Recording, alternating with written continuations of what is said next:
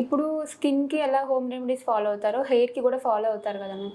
అంటే ఇలాగా గోరింటాకు పెట్టుకుంటారు, ఏవేవో పెట్టేసుకుంటారు. అవి ఎంతవరకు హెల్ప్ చేస్తాయి నిజానికి? యూజువల్‌గా కండిషనింగ్ ఎఫెక్ట్ అండి.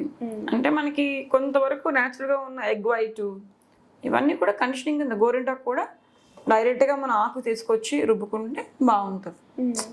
బట్ ఓన్లీ జస్ట్ ఏదో న్యాచురల్గా అని చెప్పేసి మనకి ఏ ఫార్ములేషన్ తెలియకుండా చేయడం not safe. So egg white కానీ లేదా గోరింటాకు కానీ ఇవన్నీ మనం న్యాచురల్గా చేసినవి వన్స్ అ వీక్ అట్లా పెట్టుకోవడం వల్ల హామ్ అయితే ఏమి ఉండదు. మెంతులు కానీ ఇవన్నీ కొన్ని things natural derivatives you can start using, but అది మీకు సూట్ అవుతుందో చూసుకోవాలి.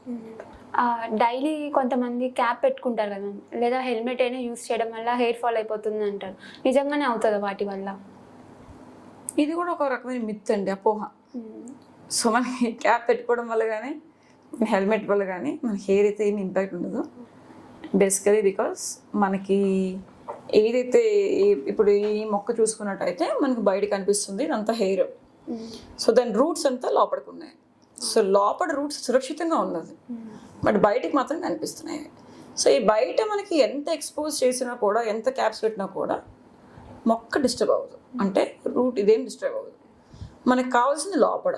సో ఈ లోపల ఉన్న రూట్స్లో మన హెయిర్ రూట్స్ చూసుకుంటే ఆ హెయిర్ రూట్ స్కాల్ప్ లోపల ఉంటుంది. సో ఈ స్కాల్ప్ లోపల ఉండే హెయిర్ రూట్ అది సురక్షితంగా ఉంటుంది.